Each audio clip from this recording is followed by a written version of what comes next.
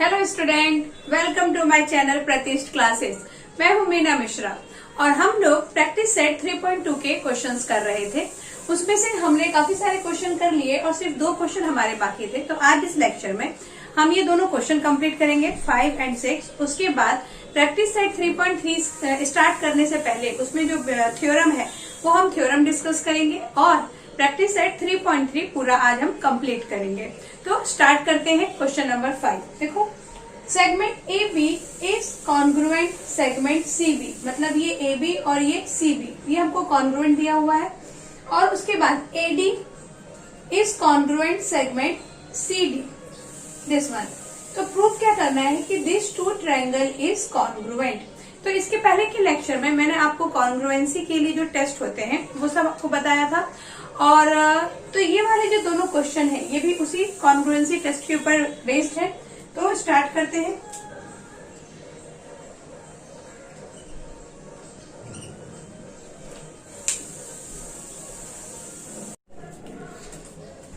तो हम क्या लिखेंगे?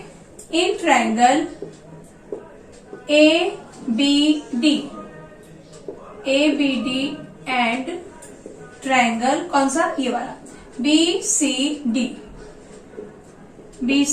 इन दोनों ट्रायंगल को जब हम कंपेयर करते हैं तो हमने क्या देखा? हमें डायग्राम में क्या दिया हुआ है? देखो, A B is congruent C B और उसके बाद A D is congruent C D और साथ में ये जो बी डी है इसको तो हम कॉमन साइड बोल ही देंगे। तो ये तीनों चीजें आप यहाँ पे लिखेंगे कि segment A B is congruent segment CB and it is what? It is given. Then segment AD is congruent segment CD. Again this one is given. And next क्या लिखेंगे हम? segment BD, ABD and BCD. segment BD is congruent ABD, ये हमारा triangle का नाम था। And BCD, segment BD is congruent segment BD and this one is common. तो अब यहाँ पे कौन सा टेस्ट लग गया? SSS test. क्यों? क्योंकि तीनों हमने साइड को ही कॉन्ग्रुएंट बोला है। तो हम यहाँ लिख सकते हैं therefore triangle ABD is congruent triangle, कौन सा ट्रायंगल? BCD। और by which test? SSS test. Okay, तो ये SSS टेस्ट से प्रूव हो गया कि ABD is congruent CBD prove करना था हमें। तो हम यहाँ पे लिखेंगे CBD।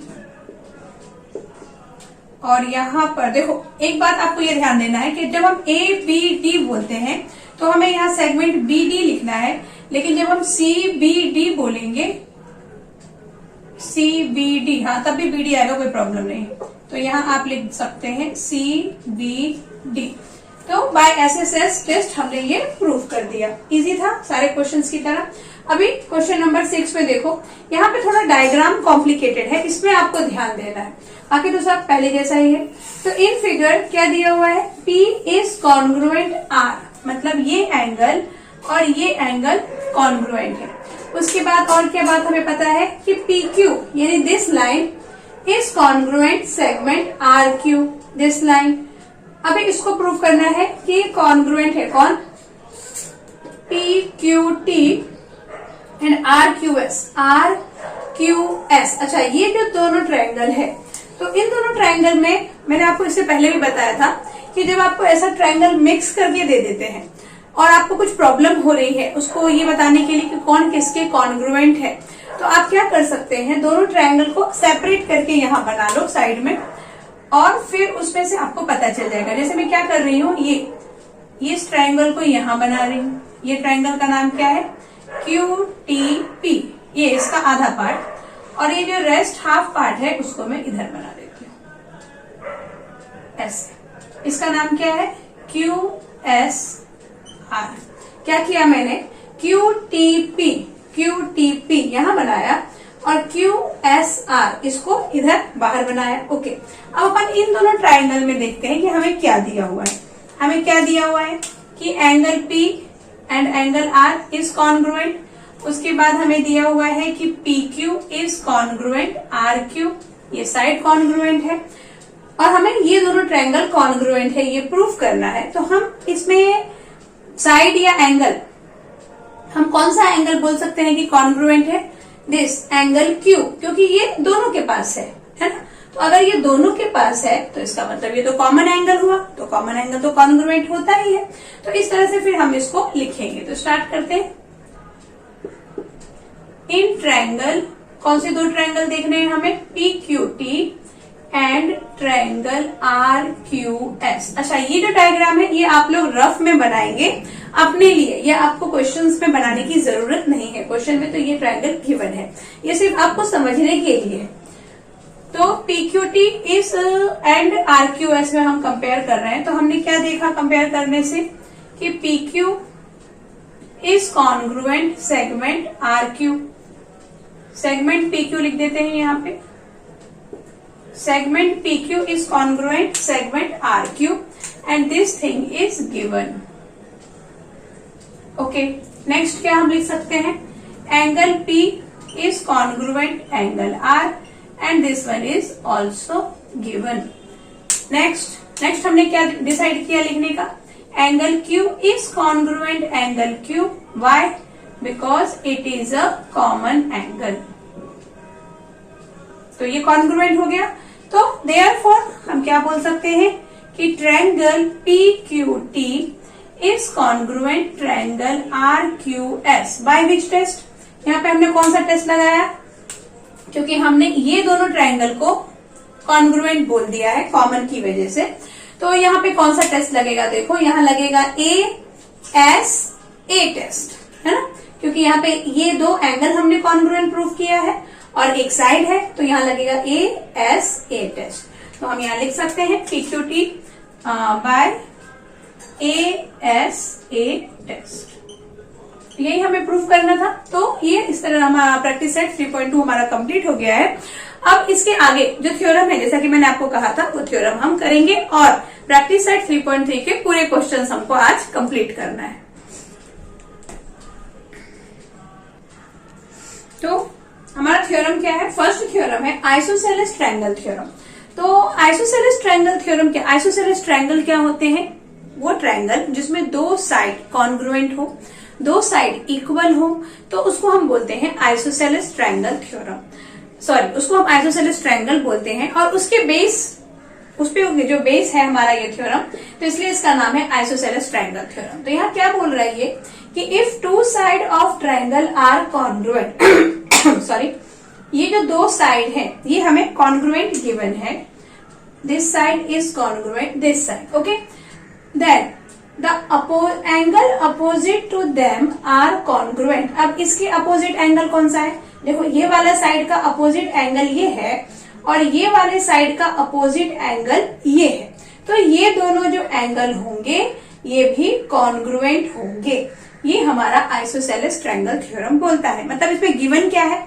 इसमें गिवन है कि AB इज कॉन्ग्रुएंट AC और हमें प्रूफ क्या करना है कि angle B is congruent angle C।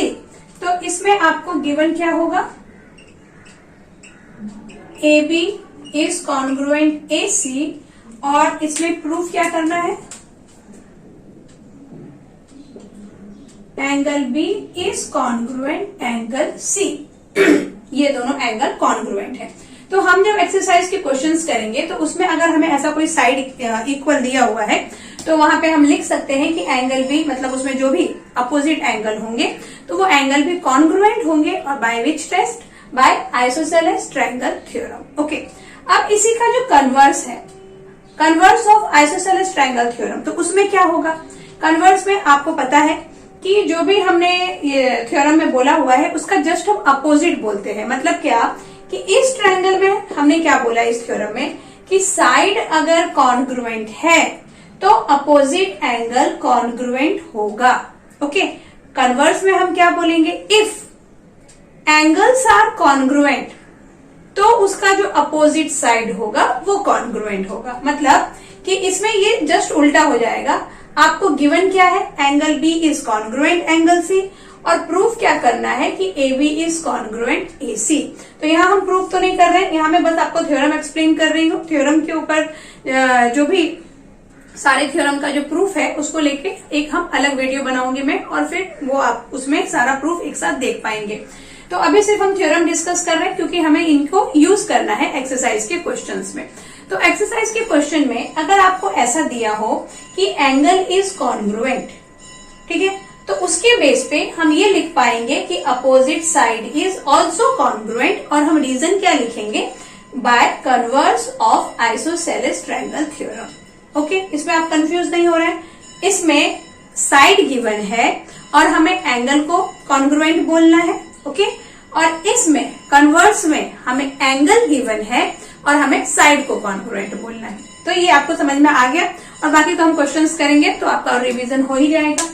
अब नेक्स्ट थ्योरम है हमारा 30, 60, 90 डिग्री थ्योरम। तो ये थ्योरम क्या बोलता है कि अगर आपके पास एक राइट एंगल ट्रायंगल है, पहला तो राइट एंगल ट्रायंगल होना जरूरी है, तो ये राइट एंगल हो गया। ओके, और उसमें जो दो एक्यूट एंगल बनेंगे, तो वो एक्यूट एंगल अगर 30 डिग्री और 60 डिग्री बन रहे हैं तो क्या हो सकता है, 30 डिग्री का जो अपोजिट साइड होगा, अब इस डिग्री का अपोजिट साइड कौन सा है, ये ए बी, ये इस हाइपोटेनस का 1/2 होगा। मतलब ये इसका अपोजिट साइड है, यानी A B is 1/2 of A C hypotenuse. ये हमें थ्योरम ये वाला बोल रहा है। समझ में आ गया आपको कि अगर आपके पास एक राइट एंगल ट्रायंगल थ्योरम है, उसमें एक्यूट एंगल 30 डिग्री और 60 डिग्री बन रहे हैं, तो 30 डिग्री का अपोजिट साइड यानी ये ए बी किसका 1/2 होगा, इस ए सी का 1/2 होगा। तो इसको हम लोग एक्सरसाइज के क्वेश्चन में कैसे यूज कर सकते हैं कि मान लो आपको ऐसा ये पूरा ट्रायंगल दे दिया हो, ए बी दे दिया हो और ए सी फाइंड करना हो, या फिर आपको ए सी गिवन हो और ए बी फाइंड करना हो, तो हम कैसे फाइंड करेंगे। मान लो अगर ए सी यहाँ पे 10 दे देता, यहाँ पे ये 10 दे दे और ए बी हमें फाइंड करना हो, तो हम क्या लिख देंगे, A B is equal to 1/2 of A C. क्यों, बाय 30, 60, 90 थ्योरम, क्योंकि उन्होंने बोला हुआ है कि 30 डिग्री का जो अपोजिट साइड होगा वो हाइपोटेनस का 1/2 होगा। बस इसको 2 से डिवाइड कर दो तो ए बी हमें मिल जाएगा 5। समझ में आ गया आपको कि कैसे यूज करना है। ऐसे ही इसी में 2 पार्ट है, तो 30 का जो अपोजिट होगा वो हाइपोटेनस का 1/2 होगा, लेकिन जो 60 का अपोजिट है यानी BC, इसका हाइपोटेनस के साथ क्या रिलेशन है, ये हाइपोटेनस का √3/2 होगा। ओके, मतलब सेम क्वेश्चन में लेती हूँ कि आपको हाइपोटेनस दिया हुआ है और BC फाइंड करना है, तो BC किसका अपोजिट है, 60 का, तो हम क्या लिख देंगे, BC इज √3/2 ऑफ 10, तो 2 5 are 10, तो इसका आंसर कितना आ जाएगा 5√, तो BC कितना था 5√3। तो ये थ्योरम आप लोग समझ गए। एक बार फिर से मैं बताती हूँ कि 30 डिग्री का जो अपोजिट होगा वो हाइपोटेनस का क्या होगा, 1/2 होगा। 60 डिग्री का जो अपोजिट साइड है वो हाइपोटेनस का क्या होगा, √3/2 होगा। तो ये जो रिलेशंस होते हैं, ये जो थ्योरम होते हैं, ये हमें हेल्प करने के लिए होते हैं। जनरली क्या होता है कि अभी आप 9th क्लास में हैं तो आपको थ्योरम्स अभी आए हैं, तो थ्योरम देख के थोड़ा टेंशन आता है कि क्यों पढ़ना है ये। तो आप कभी भी थ्योरम देखें तो उसको मन खुश करके पढ़िए, क्योंकि थ्योरम हमको हेल्प करने के लिए है। अभी देखो इस क्वेश्चन में अगर हमें ये प्रॉपर्टी नहीं पता होती कि 30 डिग्री का अपोजिट साइड इसका 1/2 होता है या 60 डिग्री का अपोजिट साइड हाइपोटेनस का √3/2 होता है, ये रिलेशन अगर हमें नहीं मालूम होता तो ये साइड फाइंड करना कितना कॉम्प्लिकेटेड हो जाता। तो इसके लिए ये सारे थ्योरम्स को आप बहुत ही अच्छे से पढ़िए और ध्यान भी रखिए। इसके बाद 2 थ्योरम और है, वो हम लोग डिस्कस करेंगे, फिर हम लोग एक्सरसाइज के क्वेश्चंस करेंगे। तो नेक्स्ट थ्योरम क्या है, देखो 45 डिग्री 90 डिग्री थ्योरम। तो अभी जो हमने थ्योरम डिस्कस किया था 30, 60, 90, ये भी कुछ उसके जैसा ही है। तो ये थ्योरम में भी सेम कंडीशन है कि एक एंगल तो आपका, मतलब ये राइट एंगल ट्रायंगल तो आपका होना ही चाहिए। अगर ये राइट एंगल ट्रायंगल हुआ तो जो एक्यूट एंगल बनेंगे, तो वो एक्यूट एंगल क्या बन सकते हैं, अगर ये 45 बनते हैं ये 45 डिग्री का एक्यूट एंगल अगर बना है तो इसमें क्या होगा कि ये हाइपोटेनस के साथ इसका जो अपोजिट साइड है, अच्छा यहाँ पे देखो कि ये दोनों 45 है, तो हम कोई भी साइड ले सकते हैं, ए बी ले लो आप या बी सी ले लो, क्योंकि दोनों ही 45 का अपोजिट है। तो ये ए बी या फिर ये बी सी क्या होगा, इस हाइपोटेनस का 1/√2 होगा। मतलब A B is equal to 1/√2 of A C, या फिर आप लिख सकते हैं B C is equal to 1/√2 of A C. तो ये क्वेश्चन आपको समझ में आ गया, मतलब ये थ्योरम आपको समझ में आ गया। अब इसमें कैसे हम फाइंड कर सकते हैं, मान लो आपको यहाँ पे अगेन वही सेम क्वेश्चन लेती हूँ मैं, 10 दिया हुआ हो और हमें ए बी फाइंड करना हो, तो हम क्या लिख देंगे, A B is equal to 1/√2 of what, A C. तो ये आ जाएगा 10/√2। फिर वो अलग बात है कि हम √2 को रैशनलाइज कर दें, तो ये आ जाएगा 10√2/2, 2 से ये कैंसिल, तो ये आ जाएगा 5√2। ओके, तो इस तरह से हम इसको यूज करेंगे अभी हमारे प्रैक्टिस सेट में। नेक्स्ट है हमारा मीडियन। तो मीडियन क्या होता है, देखो मीडियन क्या है कि अगर ये एंगल से मैंने यहाँ अपोजिट साइड पे ये जो लाइन ड्रॉ की है, तो ये जो लाइन होगी ना, इसको हम मीडियन बोलेंगे कब, अगर ये इस साइड को इक्वल टू पार्ट में डिवाइड करे। मीडियन कभी भी साइड को इक्वल टू पार्ट में डिवाइड करता है।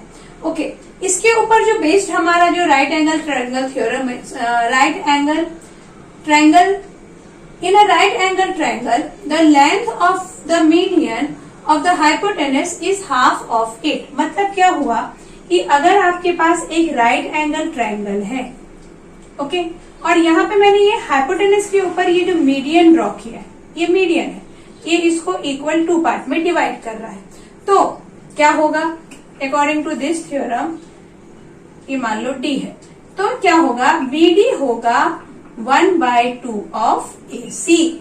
ओके, वापस एक बार आप देखें कि अगर हमारे पास एक राइट एंगल ट्रायंगल है, हमने हाइपोटेनस के ऊपर एक मीडियन ड्रॉ किया है, तो लेंथ ऑफ दैट मीडियन किसके 1/2 होगा, उस हाइपोटेनस का 1/2 होगा। तो ये थ्योरम भी आप याद रखिए। और इसके बाद हम सीधे प्रैक्टिस सेट के क्वेश्चन से स्टार्ट कर रहे हैं।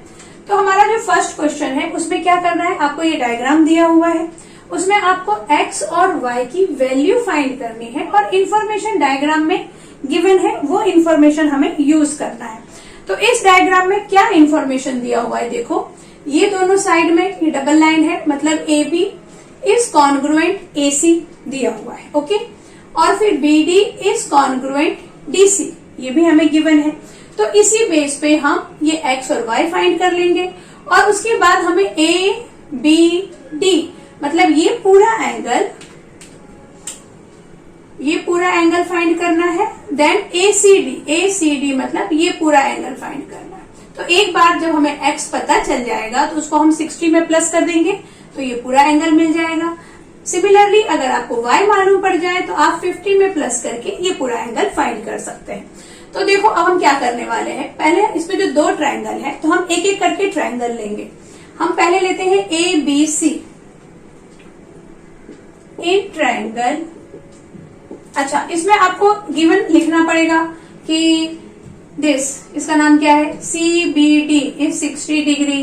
देन ए, चलो यहाँ पे मैं लिख देती हूँ, इन ट्रायंगल एबीसी क्या है, एबीसी में क्या दिया हुआ है, angle A C B is equal to 50 degree, A C B 50 degree है, और angle A B C is equal to X है।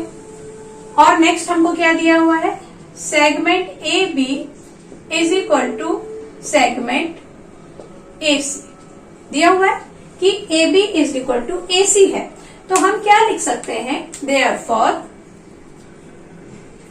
Angle A C B is equal to angle A B C.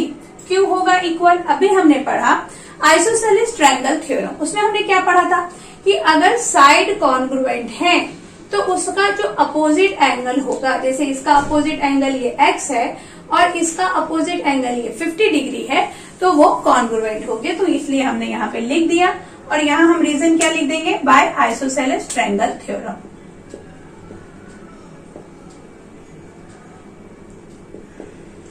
Bye isosceles triangle theorem. तो ACB is equal to ABC आ गया, it means what, X is equal to 50 degree मिल गया हमें, ठीक है। और ऐसे ही हम क्या लिखेंगे, अब इस ट्रायंगल में करेंगे हम same, A in triangle BDC। अभी BDC में क्या दिया हुआ है आपको, BDC में हमें दिया हुआ था कि पहले एंगल लिख लें, एंगल DBC हमें 60 डिग्री गिवन है, and angle BCD is Y। और एक चीज क्या गिवन है कि segment BD is congruent segment DC। BCD, तो DB इज कॉन्ग्रुएंट CD, यहाँ पे DB आएगा, DB is congruent segment DC। Okay, हम कैसे लिख रहे हैं इसको, BCD, तो हमें यहाँ पे भी CD ही लिखना होगा, CD, क्योंकि देखो ये कैसे हम लिखते हैं, BCD, तो CD आया, देन DB आएगा ना, तो DB is equal segment CD। तो इसके लिए हम क्या लिख सकते हैं, वही therefore angle DBC is equal to angle BCD, और क्यों इक्वल होगा, बाय आइसोसेलेस ट्रायंगल थ्योरम।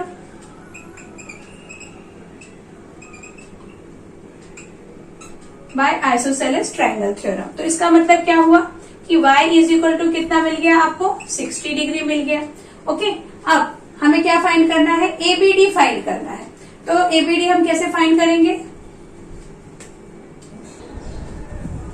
अब एंगल ABD फाइंड करना है, तो angle ABD, since angle ABD is equal to क्या है, x प्लस 60 डिग्री है, तो x की वैल्यू क्या है, x इज 50 डिग्री, तो 50 प्लस 60 मतलब कितना हो गया, 110 डिग्री।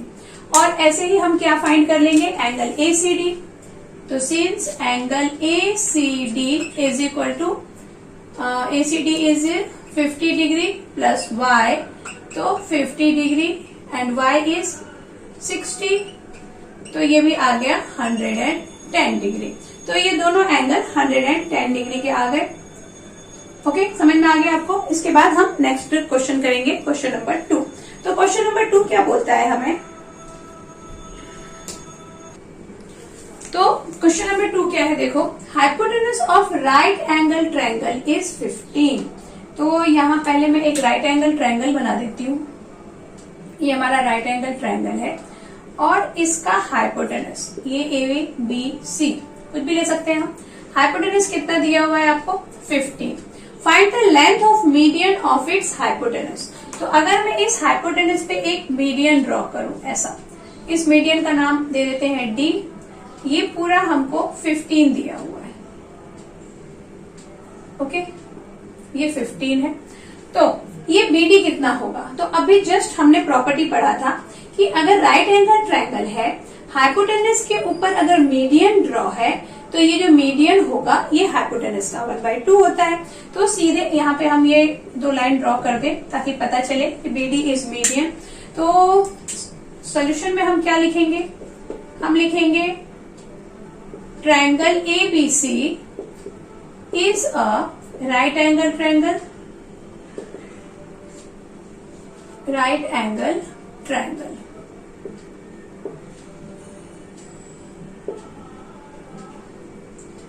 और उसमें क्या दिया हुआ है, AC इज इक्वल टू 15 दे दिया है, BD इज मीडियन, कहां पे मीडियन है, मीडियन ऑफ AC। तो सीधे फिर अब यहाँ पे हम प्रॉपर्टी लगा देंगे। प्रॉपर्टी क्या है हमारी, property of median drawn on the hypotenuse of right triangle by property of median drawn on the hypotenuse of right triangle, drawn on the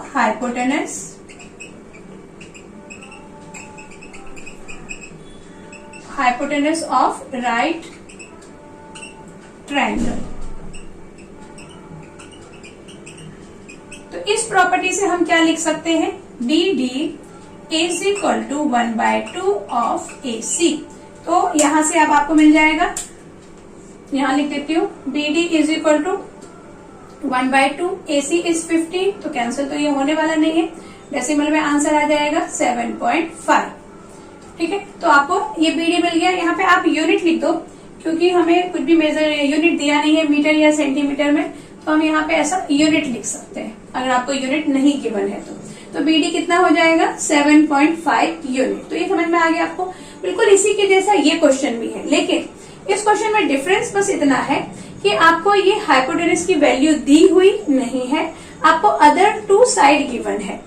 तो अब ये एक ट्रायंगल है, इसमें ये, और वो भी राइट एंगल ट्रायंगल, इसमें 12 और 5 हमको पता है, तो थर्ड साइड हम कैसे फाइंड कर सकते हैं, पाइथागोरस से। तो यहाँ पे भी हम पहले पाइथागोरस लगा के PR फाइंड करेंगे और फिर वापस हम उसमें भी यही प्रॉपर्टी लगाएंगे। तो लिखते हैं क्या क्या गिवन है आपको, सोल्यूशन स्टार्ट करते हैं।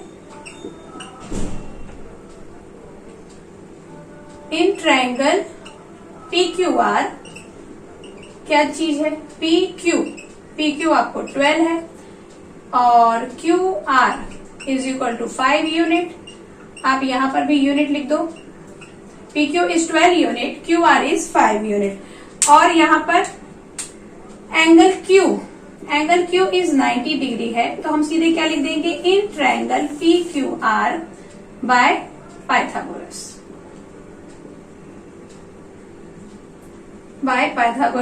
थ्योरम। तो पाइथागोरस थ्योरम हमें क्या बोलता है, hypotenuse square is equal to side 1 square plus side 2 square.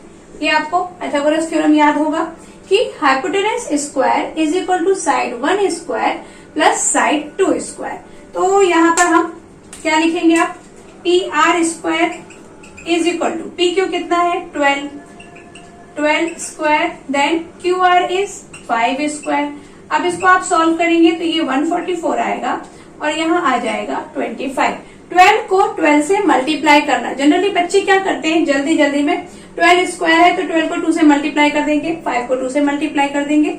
तो वो मिस्टेक आप लोग अवॉइड करना। स्क्वायर है तो आपको पता ही है ये बात कि उसी नंबर को उसी से मल्टीप्लाई करना है। ओके, तो ये हमने लिख दिया PR स्क्वायर।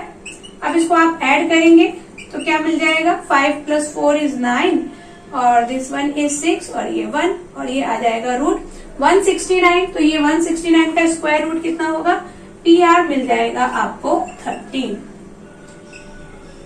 ओके, अभी जब हमको PR 13 मिल गया और हमें क्या फाइंड करना है, QS फाइंड करना है, तो हम बाकी का सारा प्रोसेस इसके जैसा करेंगे। हम क्या लिखेंगे, by property of median drawn on the hypotenuse. तो मैं यहाँ आपको शॉर्ट में लिख के दे देती हूँ। हम क्या लिख सकते हैं यहाँ पे, QS is equal to 1/2 of PR और Q होगा 1/2 of PR by median property. By, यहाँ पे आप पूरा लिखना, by property of median drawn, ये जो पूरी प्रॉपर्टी है, by property of median drawn on the hypotenuse of right triangle, ये पूरा आपको यहाँ पर ऐसा लिखना है। Okay, then QS is equal to 1/2 of PR is 30, तो QS इज इक्वल टू यहाँ पे क्या हो जाएगा 6.5 यूनिट। तो ये क्वेश्चन आपको समझ में आ गया कि कैसे किया है। अभी एक लास्ट क्वेश्चन बचा है, उसको भी हम कंप्लीट कर लेते हैं।